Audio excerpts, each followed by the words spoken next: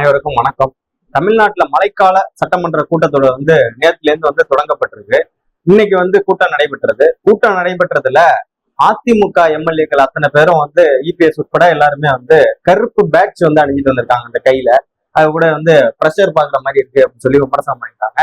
அது போல இந்த இடத்துல எல்லாரும் அணிஞ்சிட்டு எல்லாரும் சட்டமன்றத்துக்குள்ள வராங்க. அது எதனாலன்னா கரூர் விவகாரத்துல காரணம் தமிழக அரசு தான் ஏதோ பண்ணிருச்சு அப்படிங்கிறத வெளிப்படுத்துறதுக்காக அணிஞ்சிட்டு வந்திருக்காங்களாம். இதுல அதிமுக இப்பயாவது கருப்பு அணியுதே அப்படிங்கறதுல நம்மளுக்கு எப்பவுமே ஒரு சந்தோஷம் இருக்கு. ஏன்னா கருப்புக்கு பதிலாக அவங்களோட கட்சி கொடியில காவியை மாத்தி பல வருஷம் ஆகுது. 4 வருடம் 5 வருஷம் ஆக போகுது. 5 வருஷம் இல்ல 9 வருஷம் ஆக போகுது. 9 வருடமா காவி வெள்ளை சிகப்பு அப்படிங்கறத அவங்களோட கட்சி கொடியாவே மாறி செயல்பட்டு இருக்காங்க.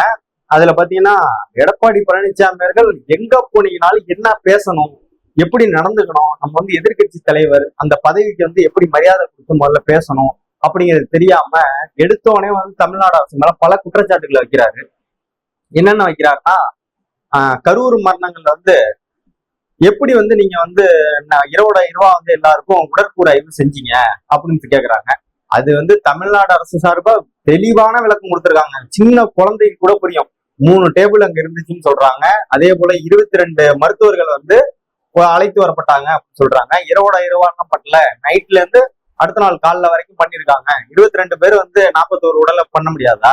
இல்ல பண்ண முடியாதுன்னா அதிமுக ஒரு 41 பேர் வாங்க, நாங்க திரும்ப உங்களை படுக்க போட்டு பண்ணி காட்டுறோம், அவ்வளவுதானே சொல்ல முடியும். பண்ணல எப்படி பண்ணீங்கன்னா அப்புறம் இதுக்கு மேல எப்படி ஒரு அரசு உங்களுக்கு தெளிவா உங்களுக்கு சொல்லிட்டே உட்காந்துருக்கதான் தமிழ்நாடு அரசுக்கு வேலையா? சரி, குற்றச்சாட்டு வைக்கிறதே அடுத்தது இருக்கட்டும். நீங்க ஒரு பிரதான எதிர்கட்சி தானே. பிரதான எதிர்கட்சியா இருக்கக்கூடிய நீங்க உங்கள்ட்ட வழக்கறிஞர்னு நிறைய பேர் இருக்காங்க, வழக்கறிஞர்கள்.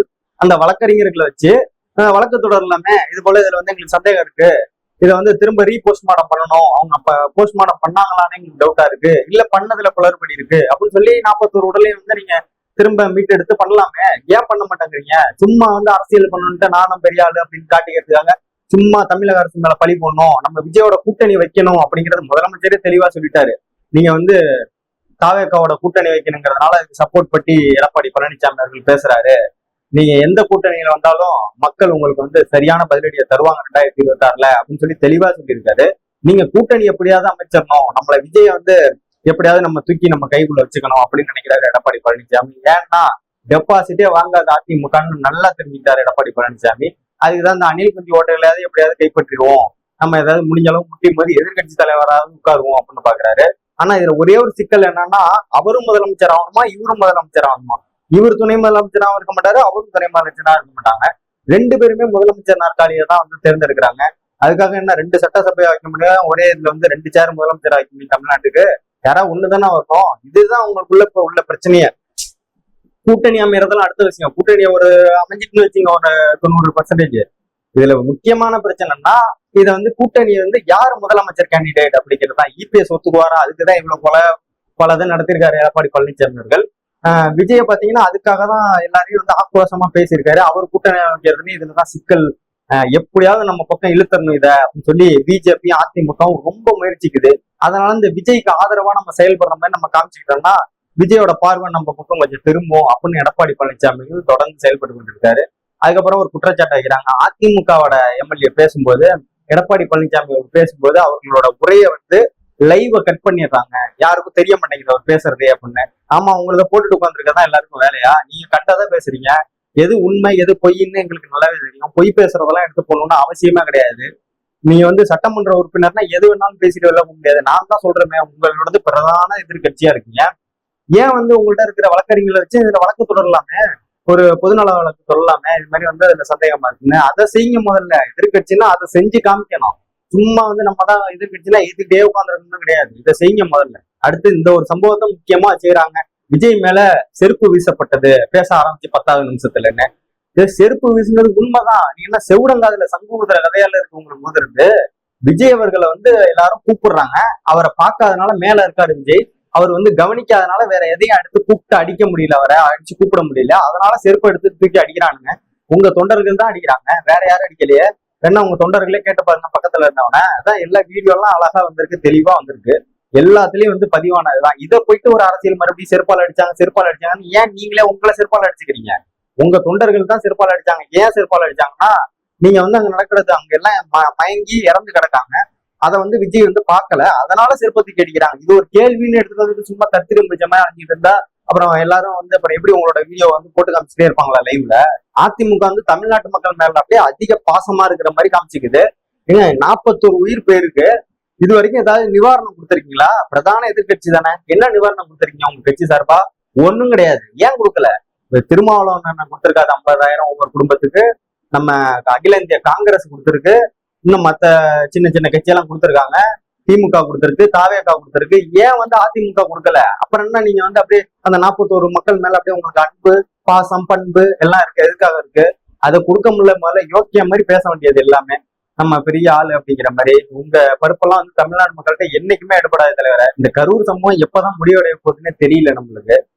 41 பேர் அங்க இறந்ததுக்கு இது வரைக்கும் 14 நாள் காரியம் முடிஞ்சு நாங்க போவோம்னு சொன்ன விஜய் வந்து இப்ப வரைக்கும் போகல. நம்ம போவாரான்னு டவுட்டா இருக்கு. ஒரு சர்வாதிகாரத்தை நடத்தலாம்னு பாக்குறாரு விஜய் வந்துட்டு. இதுல வந்து பொறுப்புல இல்லாதப்ப இந்த இது பதவி துமரெல்லாம் வச்சுன்னா நான் என்ன ஆட்டம் ஆடுவீங்க? அந்த 41 மக்களை வந்து போய் பார்ப்பாங்களா?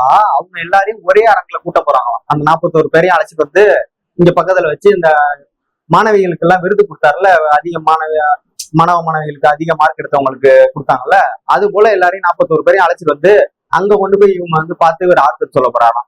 ஏன்னா வீட்டுல போய் பாப்பீங்களா? உடம்பு அவங்க வீட்டுல இறந்துருக்காங்க, அவங்க ஒரு மனதளவுல பாதிக்கப்பட்டிருப்பாங்க. அவங்களோட போய் அந்த துக்கத்துல பங்கேற்றுக்காம அத்தனை பேரையும் வண்டி வச்சு அழைச்சிட்டு வந்து இங்க வச்சுட்டு இவர் பார்த்துட்டு தனியா அனுப்ப போறாராம். ஏன் தெரியுமா அந்த பிளான? போனா ஒண்ணு பல பிரச்சனை வரும், மக்கள் வந்து பல கேள்வி கேட்பாங்க. இங்கன்னா பிரஸ்ஸ விட தேவையில்ல, மெயினா வந்து பத்திரிகையாளர் சந்திப்பை நடத்த வேண்டியது இல்லை இங்கன்னா. ஏன்னா 4 செவத்துக்குள்ள முடிச்சிடலாம். அங்க போனோம்னா எப்படி இருந்தாலும் பத்திரிகையாளரை சந்திக்காம வெளில வர முடியாது, நம்ம ஆளுக்கு பதில் சொல்ல தெரியாது. அதுதான் உண்மையான காரணம். இப்ப ஏற்பட்டவங்களா தற்குறிங்கிறது. அப்புறம் எப்படிதான் சொல்லுவாங்க? உங்களை தற்குறின்னு சொன்னா கோவம் வருது. அப்புறம் இதுக்கு பேர் என்ன குறி? இது என்ன குறி? அதுக்கு பேரு தற்குறி தான். இதுக்கு பேரு பாதிக்கப்பட்ட பார்க்க முடியலன்னா அப்புறம் தற்குறி தான் நீங்க. அப்புறம் என்னத்துக்கு அரசியல் தலைவரா நீங்க வந்து வரணும்? எதுக்காக கூட்டம் நடத்தணும்? புசி ஆனந்தெல்லாம் ஒளிஞ்சு கிடத்துல இருந்து உங்க போட்டோவுக்கு தாடி வச்சுட்டு போஸ்ட் கொடுத்துட்டு நிக்கிறாருங்க. இல்ல போஸ்ட் கொடுத்துட்டு சிரிச்சிட்டு நிக்கிறாரு. இதுல வந்து பாட்டு வேற போடுறாங்க, சிங்க இறங்குனா காடு கை விருந்துன்னு. இது சிங்கமா? ஒளிஞ்சு கிடந்துன்னு வர்றதுக்கு பேர் சிங்கமா? 15 நாளா ஒளிஞ்சு கிடந்துன்னு வந்திருக்கு பேர் சிங்கமா? ரைட்டு. அடுத்து தீபாவளிக்குள்ள இதை நடத்தணும் அப்படின்னு சொல்லி விஜய் வந்து ஒரு அறிவிப்பு விட்டுருக்காரு. என்னன்னா இரங்கல் கூட்டம் எல்லா இடத்துலயும் நடத்தணுமா. அந்த 41 உயிர்கள் பறி போனதுக்கு தீபாவளிக்குள்ள எல்லா ஊர்லயும் வந்து இரங்கல் கூட்டம் நடத்துறாங்களாம் அவங்களுக்காக. இது வந்து எப்படி தெரியுமா இருக்கு? இறந்த வீட்டுக்கே போகாம கருமாதி பலகாரம் கொண்டு போய் கொடுக்குற மாதிரி இருக்கு. ஒருத்தவங்க இறந்து போயிட்டாங்க, அவங்க வீட்டுக்கே போய் பார்வையிடாம ஸ்பான்சர் பண்ணி கருமாதி பலகாரம் கொடுப்பாங்கல்ல, அந்த பலகாரம் கொடுத்துட்டு இருக்காரு விஜய். இப்ப அதுதான் இதுக்கு பேரு. அதுதான் என்ன மாதிரியான உங்க துமுறை இருக்கும். இந்த தமிழ்நாடு வந்து எத்தனையோ பேரை பார்த்துருக்குங்க. இது போல ஒரு கேவலமான நபரை இது வரைக்கும் தமிழ்நாடு பார்த்தது இல்லைங்க. இன்னொன்னு சொல்றாங்க, அந்த வண்டியில வந்து திரிஷா அவர்களும் இருந்தாங்க கரூர்ல அந்த பேருந்துக்குள்ள அப்படின்னு சொல்றாங்க. அது எந்த அளவுக்கு உண்மைன்னு நம்மளுக்கு தெரியல, அது வெளியூர் போது தான் தெரியும். நிச்சயமா சிபிஐக்கு போயிட்டுல மோடி பார்த்துக்குவாரு, எல்லாத்தையும் வெளில கொண்டு வந்துருவாரு, கண்டிப்பா கொண்டு வந்துருவாரு. அதுல எங்களுக்கு நம்பிக்கை இருக்கு. எல்லாத்தையுமே வெளில கொண்டு வந்துருவாரு மோடி அவர்கள். இதுல எல்லாருமே முதலமைச்சர் திமுக அரசே வந்து பழி போடுறாங்களே. அதுக்கு காரணம் என்னன்னா, மற்ற அரசியல் தலைவர்கள் போல நம்ம மு.க.ஸ்டாலின் அவர்கள் இல்ல அப்படிங்கறதா இதுக்கு வந்து யதார்த்தமான உண்மை. ஏன்னு கேளுங்க, ஜெயலலிதா வந்து இப்ப எடப்பாடி பழனிசாமி எல்லாம் பேசுறாரு. இப்ப நம்ம விஜய் மாட்டின கேஸ்ல மட்டும் ஜெயலலிதா அவர்கள் இருந்தப்ப இது மாதிரி மாட்டி இருந்தா நிச்சயமா சொல்றோம், விஜய்க்கு தூக்கு தண்டனையா வாங்கி விட்டு தூக்குலே போட்டிருப்பாங்க ஜெயலலிதா அவர்கள். அப்பேற்பட்ட சர்வாதிகாரி தான் ஜெயலலிதாவும். நீங்க சும்மா சாதாரணமா நினைக்காதீங்க. நம்மளை எதிர்த்தே எவனும் பேசக்கூடாது, நம்மளை வந்து எவனும் எதிர்த்தே பார்க்க கூடாது, நிமிர்ந்தே பார்க்க கூடாது அப்படின்னு நினைக்கக்கூடியவங்க தான் அந்த ஜெயலலிதா அவர்கள். அது வந்து அதுக்கு ஆப்போசிட்டா நம்ம முதலமைச்சர் மு.க.ஸ்டாலின் வந்து சுயமரியாதை, எல்லாருக்கும் வந்து சமம், அனைவரும் அனைத்துக்கும் சமம் அப்படின்னு சொல்றது, இது போல வந்து செயல்பட்டு கொண்டிருக்கிறார்ல. அதனாலதான் உங்களுக்கு அவரை பார்த்தா இழிச்சவாயா தெரியுது. அதனாலதான் வந்து எல்லாரும் ஒட்டுமொத்தமா சேர்ந்துட்டு பழி போடுறீங்க. ஒண்ணும் இல்ல, இப்ப விஜய தூக்கி உள்ள வைக்கிறது எங்களுக்கு ஒண்ணும் பெரிய விஷயம் இல்லையே. அன்னைக்கு நாங்க வந்து உண்மையிலுமே அவரை வந்து தாக்கி பண்ணணும், அவரை நாங்க குறிப்பிட்டு எப்படியாவது தூக்கணும், அவரை அரசியலை விட்டு தூக்கணும்னா அன்னைக்கு நைட்டே தூக்கி இருக்க முடியும். இவர் ஒன்றும் பெரிய ஆள்லாம் கிடையாது. அன்னைக்கு நைட்டே தூக்கி உரிச்சு உள்ள வச்சிருந்தோம்னா அதுக்கப்புறம் எவனும் ஒன்றும் பண்ணிருக்க முடியாது. எல்லாம் ஒளிஞ்சு கிடந்த மாதிரி எல்லாரும் ஒளிஞ்சுதான் கிடக்கணும். நீங்களும் வந்து சும்மா இந்த கூச்சல் குப்பாடு போட்டெல்லாம் ஒன்னும் ஆகாது. ஜெயலலிதா அவர்கள் கலைஞரை கைது பண்ணாங்கல்ல, அது எப்படி முடியுதோ அது இல்லீகலா, அதே போல எங்களுக்கும் பண்ண தெரியும். எங்களுக்கு எல்லா விதமான அரசியலும் தெரியும், தெரியாமல்லாம் யாரும் கிடையாது. ஆனா வந்து சுயமரியாதைக்காக விட்டு கொடுத்துட்டு இருக்காரு. எல்லாருக்கும் வந்து அனைவருக்கும் அனைத்தும் சமம் அப்படிங்கிற அரசு நடைபெற்று இருக்கு. அதனாலதான் உங்களுக்கு நம்மளோட மு.க.ஸ்டாலின் அவர்களை பார்த்தா இலக்காரமா இருக்கு. இருக்கட்டும். 2026ல 200 தொகுதி தான் எங்களோட டார்கெட் அப்படின்னு நினைச்சிட்டு இருக்காதீங்க. 224 தொகுதியும் டார்கெட் தான்.